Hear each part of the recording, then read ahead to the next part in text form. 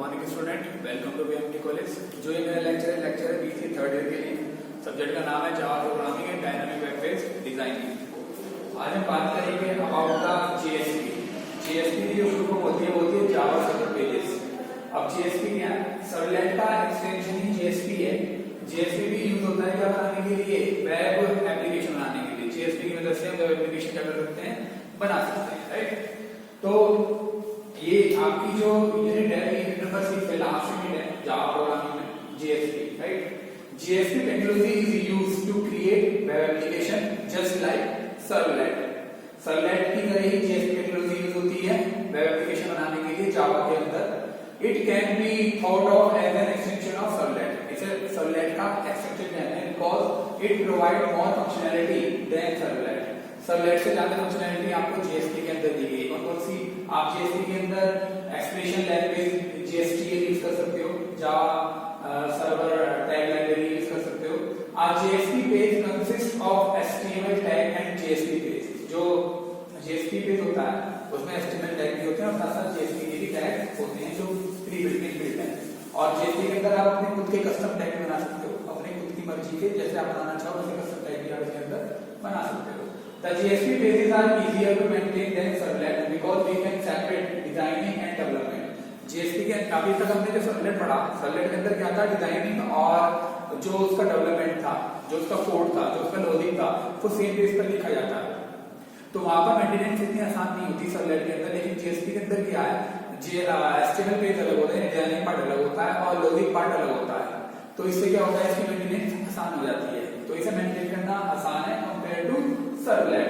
It provides some additional features such as expression language, custom tag, etc. ये सब ये हमें फीचर्स प्रोवाइड कराता है जो कि सर्वलेट के अंदर नहीं थे। तो सर्वलेट का एक्सटेंशन है, सर्वलेट से बेटर है, इसलिए जेएसपी यूज होता है, सर्वलेट यूज नहीं होता। लेकिन सर्वलेट क्या है? अगर आपको सर्वलेट आएगा जब जेएसपी आएगा। जेएसपी सर्वलेट के बिना जेएसपी नहीं सीख सकते, राइट। एडवांटेजेस ऑफ जेएसपी और सर्वलेट क्या क्या एडवांटेजेस हैं? देयर आर एज फॉलो, बहुत सारे एडवांटेजेस हैं। पहला, एक्सटेंशन टू सर्वलेट। जेएसपी जो है वो सर्वलेट का एक्सटेंशन है, यानी सर्वलेट के अंदर जो हमने अब तक पढ़ा वही सारी चीजें आपके काम भी आएंगी और कुछ नई चीजें इसमें और ऐड ऑन हो गई है। JSP technology in the extension to servlet technology we can use all the feature of servlet in JSP. Feature का अभी तक आपने जितनी भी चीजें सर्वलेट के अंदर पढ़ी है वो सारी की सारी अब जेएसपी के अंदर इंप्लीमेंट होगी। हाँ, तो आपको कुछ नई चीजें भी इसके अंदर मिलेंगी। In addition to we can use implicit object। आप जेएसपी के अंदर जो ऐड हुई चीजें को क्या किया है? पहली है implicit object। अभी implicit object क्या है? शॉर्ट में बताता हूं। implicit object वो ऑब्जेक्ट है जो प्री डिफाइंड ऑब्जेक्ट है, यानी पहले से बने बनाए ऑब्जेक्ट है। अभी तक क्या था? आपको अगर सर्वलेट रिक्वेस्ट इंटरफेस यूज करना है तो आपको सर्वलेट रिक्वेस्ट इंटरफेस का ऑब्जेक्ट बनाना पड़ रहा था। अगर आपको सर्वलेट रेस्पॉन्स इंटरफेस यूज करना है तो सर्वलेट रेस्पॉन्स का आपको ऑब्जेक्ट बनाना पड़ रहा था। अगर आपको कुछ लिखना है तो आपको प्रिंट राइटर मेथड चाहिए, वो कहाँ मिलेगा? प्रिंट राइटर क्लास में। तो आपको प्रिंट राइटर का ऑब्जेक्ट बनाना पड़ रहा था। ये सारे के सारे ऑब्जेक्ट जेएसपी के अंदर इंप्लिसिट है। इंप्लिसिट मतलब आप इन्हें डायरेक्टली यूज कर सकते हो, डायरेक्टली इन्हें कॉल कर सकते हो। जैसे रिक्वेस्ट के लिए REQ, रेस्पॉन्स के लिए RES, राइट। और प्रिंट राइटर क्लास के लिए out। तो ये बने बनाए इंप्लिसिट ऑब्जेक्ट है, इन्हें डायरेक्टली आप यूज कर सकते हो। सर्वलेट की तरह ही पहले इनका क्या बनाना पड़ेगा? ऑब्जेक्ट करना पड़ेगा, फिर आपको इन्हें यूज करना पड़ेगा। We can use implicit object, predefined tags, जो जेएसपी के अंदर क्या है? बने बनाए टैग्स हैं जो यूज होते हैं। Expression language and custom tag that makes JSP development easy. जो जेएसपी के डेवलपमेंट को क्या करता है? इजी बनाता है। नेक्स्ट है second, easy to maintain. Servlet के अंदर क्या था? सर्वलेट के अंदर आपका डिजाइनिंग पार्ट यानी कि एचटीएमएल का कोड और आपका लॉजिक कोड एक साथ आता था। लेकिन जेएसपी के अंदर क्या है? आपका जो एचटीएमएल कोड है वो अलग है और आपका लॉजिक कोड अलग है। तो इसको मेंटेनेंस यहाँ पर आसान हो जाती है। तो इसको इजी करना इजी है ये मेंटेन करने में।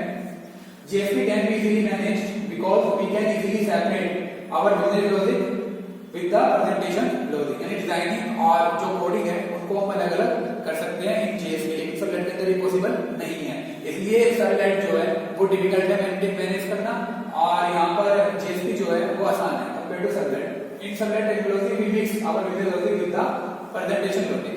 यही फर्क है। सर्वलेट में क्या होता था? जो बिजनेस लॉजिक है उसके साथ ही प्रेजेंटेशन लॉजिक लिखा जाता है, यानी एचटीएमएल कोड के साथ ही लिखी जाती है। सर्वलेट के कोड के साथ ही लिखी जाती थी, लेकिन जेएसपी के अंदर क्या है, एचटीएमएल अलग लिखी जाएगी और कोड अलग लिखा जाएगा। इसे दोनों के बीच में क्या हो जाएगा, सेपरेशन हो जाएगा। फास्ट डेवलपमेंट यहाँ पर क्या है, यहाँ पर आपको जरूरत नहीं है बार बार इसे कंपाइल करने की और डेप्लॉय करने की, ठीक है। सर्वलेट के अंदर क्या होता है कि कोई भी चीज होगा तो आपको उसे बार बार करना पड़ेगा, कंपाइल करना पड़ेगा और उसे डेप्लॉय करना पड़ेगा। In JSP page modified, we don't need to recompile. JSP page जैसे आप मॉडिफाई करोगे, अगर हमें जरूरत पड़ती है रिकम्पाइल करने की और रीडेप्लॉय करने की प्रोजेक्ट को, the servlet code need to be updated and recompiled if we have to change the look and feel of the application. अगर हम ये फायदा है, इसमें डेवलपमेंट फास्ट होता है क्योंकि इसमें बार बार आपको पेज को कंपाइल और रीडेप्लॉय करने की जरूरत नहीं है। अगर आपने कोई भी चेंज करा है तो आपको बार बार इसको रीडेप्लॉय नहीं करना पड़ेगा। सर्वलेट के अंदर क्या है, सर्वलेट के अंदर आपको बार बार अगर कोई भी चीज आप कर रहे हो प्रेजेंटेशन के अंदर, तो जब भी आपको बार बार उसको अपडेट, आपने कुछ भी अपडेट करा तो उसको बार बार आप उसको रिकम्पाइल करना पड़ रहा था, right. Number 4, less code then servlet.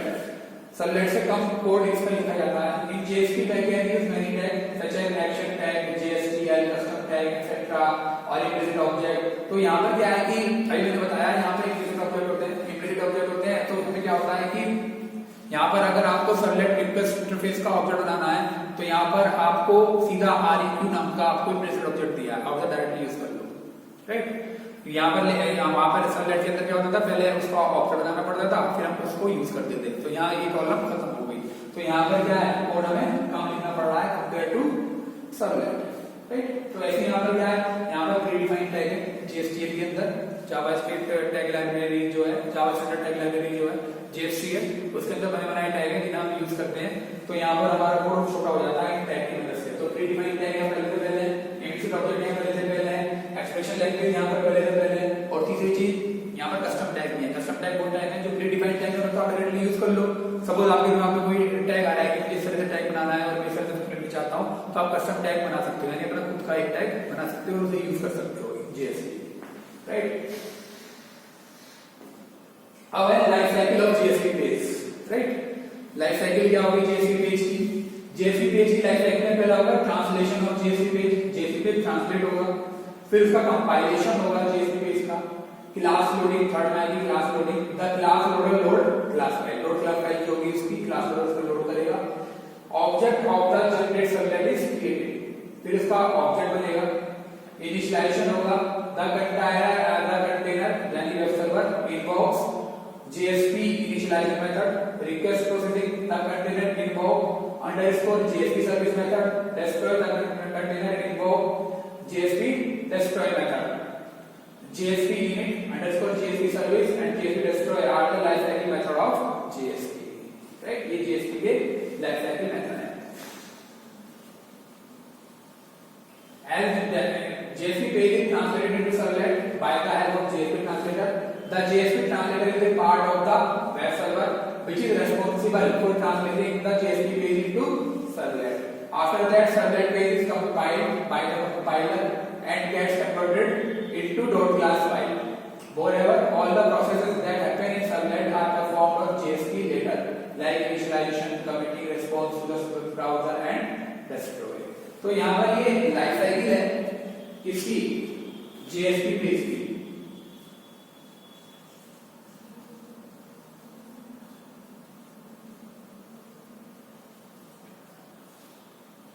तो ये JSP पेज की जो लाइफ साइकिल है, इसके अंदर आपके बेसिकली 3 मेथड आएंगे। पहला मेथड जो आएगा वो आएगा JSP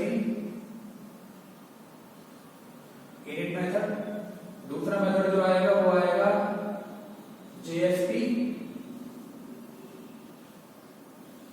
सर्विस मेथड, यहाँ पे अंडरस्कोर लगा रहेगा, और तीसरा मेथड जो आएगा वो आएगा JSP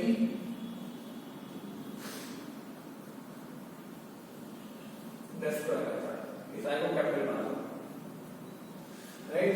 तो ये 3 लाइफ साइकिल मेथड है जो JSP पेज की लाइफ साइकिल मेथड होगी। पहला होगा JSP init, दूसरा होगा अंडरस्कोर JSP सर्विस, तीसरा होगा JSP destroy, राइट। तो यहाँ पर होता क्या है, यहाँ पर जो वेब सर्वर के अंदर ही JSP ट्रांसलेटर होता है, वेब सर्वर के अंदर ही JSP ट्रांसलेटर होता है, वो क्या करता है, वो ट्रांसलेट करता है JSP पेज को, ऑटोमेटिक कन्वर्ट कर देता है सर्वलेट, JSP पेज को ऑटोमेटिकली कन्वर्ट कर देता है सर्वलेट के अंदर। और सर्वलेट के अंदर ये 3 मेथड देता है। वहां पर इनिट मेथड होता था सर्वलेट में, सर्विस मेथड होता था, डेस्पेट मेथड होता था। अब वो देता है JSP init underscore JSP service underscore JSP डेस्पेट। ये सारे के सारे मेथड जो आएंगे वो आएंगे ऑटो जनरेटेड सर्वलेट के अंदर। JSP ट्रांसलेटर जो होगा, जो वेब सर्वर के अंदर रखा हुआ है, उसका काम ये होता है, पहले जो JSP पेज हम रन कर रहे हैं वो JSP पेज कन्वर्ट होगा इसमें ऑटो जनरेटेड सर्वलेट के अंदर, राइट। ऑटो जनरेटेड सर्वलेट के अंदर आने के बाद ये तीनों मेथड इसके अंदर आ जाएंगे, JSP init underscore JSP service underscore JSP डेस्पेट। तो JSP init जो होगा वो केवल JSP की लाइफ साइकिल में केवल एक बार चलेगा। जो JSP की लाइफ साइकिल है उसमें केवल एक बार चलेगा JSP init मेथड। दूसरा मेथड जो होगा अंडरस्कोर JSP सर्विस, वो हर बार चलेगा। जितनी बार भी रिक्वेस्ट आएगी, जितनी बार भी रिक्वेस्ट प्रोसेस होगी, तो उसमें हर बार अंडरस्कोर JSP सर्विस मेथड चलेगा। JSP डेस्ट्रॉय कब चलेगा? जब JSP पेज क्या होगा, डेस्ट्रॉय होगा, मेमोरी से अनलोड होगा, तो JSP डेस्ट्रॉय मेथड चलेगा। तो JSP का पेज जैसे चलता है तो JSP ट्रांसलेटर जो है वो तुरंत उसका एक ऑटो जनरेटेड सर्वलेट बना देता है और उसके अंदर ये सारी चीजें चलती है। इस तरह से काम करता है, ठीक है। सर्वलेट पेज इज कंपाइल्ड होगा कंपाइलर से it gets component dot class file all the processes that happen in servlet are performed on JSP। फिर जैसे जैसे सर्वलेट पे काम होंगे वो सारे के सारे रिस्पांस JSP पेज में हमें शो हो जाएंगे, राइट। तो ये हमारे JSP life cycle of JSP। अगर क्वेश्चन आता है what is the life cycle of JSP तो उसके बारे में लिखना आना है। तो एक क्वेश्चन इस पे ही आता है, हमेशा आता है what is the JSP। Question लिख लो, इंपॉर्टेंट क्वेश्चन है। Right A short note on JSP। आपके पास ये क्वेश्चन आ जाएगा, शॉर्ट नोट ऑन JSP। अगला question, difference between JSP and servlet. JSP और सर्वलेट में क्या डिफरेंस है? नेक्स्ट,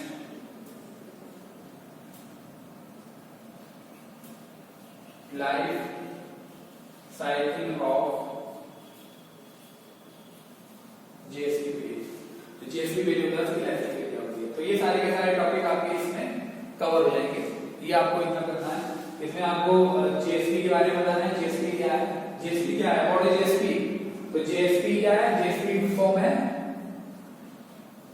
जावा सर्वर पेजेस। याद होनी चाहिए, JSP की फॉर्म क्या है? Java server pages.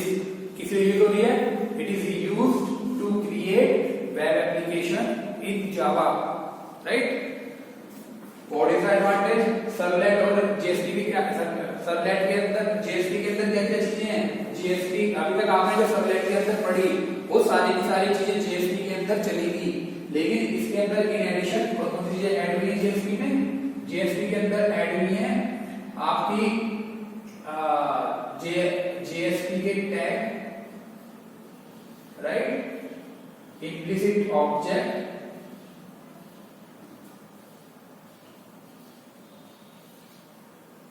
custom tag,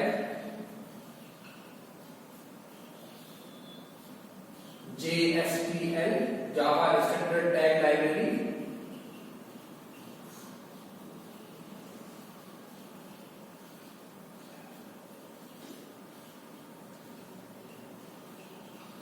ठीक है, and expression language।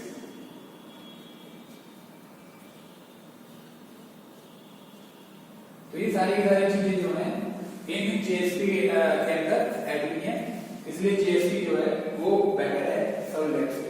JSP better है सर्वलेट से। तो ये क्वेश्चन आता है, तीसरा आता है life cycle of servlet, sorry life cycle of JSP।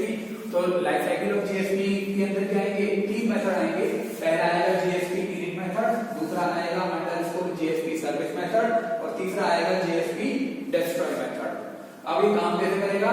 जैसे ही JSP का पेज डिप्लॉय होगा तो तुरंत ही जो JSP ट्रांसलेटर होता है वो तुरंत जेएसपी के पेज को कन्वर्ट कर देता है ऑटो जनरेटेड सर्वलेट के अंदर, ऑटो जनरेटेड सर्वलेट के अंदर। और ये तीनों मेथड इसके अंदर आ जाते हैं, JSP init, JSP underscore JSP service और जेएसपी डेस्ट्रॉय।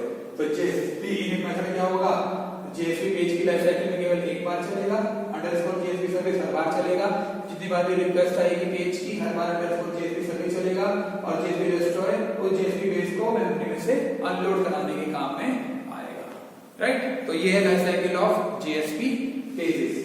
और इसके एडवांटेजेस क्या है कि हम इसे यूज करते हैं, हम इसे इसलिए यूज करते हैं because it is the extension to servlet, servlet का एक्सटेंशन है। सर्वलेट पहले आया, फिर आया जेएसपी, दोनों ही काम क्या कर रहे हैं, वेब एप्लीकेशन बनाने का काम कर रहे हैं, लेकिन जेएसपी बेटर है क्योंकि जेएसपी के अंदर ये सारी चीजें ऐड होकर आएंगी, तो इसलिए जेएसपी ज्यादा यूज होता है वेब एप्लीकेशन बनाने के लिए जावा के अंदर। इजी टू मेंटेन, इसको मेंटेन करना आसान है, सर्वलेट को मेंटेन करना मुश्किल है, डिफिकल्ट है। क्यों? क्योंकि सर्वलेट के अंदर क्या होता है, जो डिजाइनिंग पार्ट है और जो बिजनेस लॉजिक है वो एक ही पेज पर लिखा जाता है। यहाँ पर क्या है कि डिजाइनिंग को अलग पेज पे लिखा जाएगा, यानी एचटीएमएल कोड को अलग पेज पे लिखा जाएगा और बिजनेस लॉजिक को अलग पेज पे लिखा जाएगा, इसलिए यहाँ प्रॉब्लम नहीं होती, तो इसलिए आसानी से मेंटेन हो जाता है। तीसरा क्या है, फास्ट डेवलपमेंट, इसको बार बार कंपाइल और रीडेवलप करने की जरूरत नहीं पड़ती। जावा के अंदर क्या है, सर्वलेट के अंदर क्या होता है कि अगर आपने प्रेजेंटेशन के अंदर जरा सा चेंज करा तो उसको आपको फिर से दोबारा से कंपाइल करना पड़ेगा और फिर दोबारा से उसको आपको सर्वर के ऊपर डिप्लॉय करना पड़ेगा, लेकिन यहाँ पर जेएसपी के अंदर ऐसा नहीं होगा।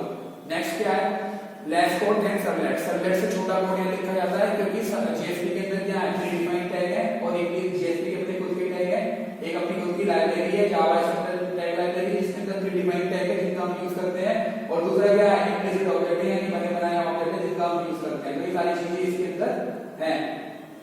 नेक्स्ट है लेस कोड देन सर्वलेट, की वजह से हमें सर्वलेट से छोटा प्रोग्राम जेएसपी के अंदर बनता है, ये सारी चीजें मौजूद हैं।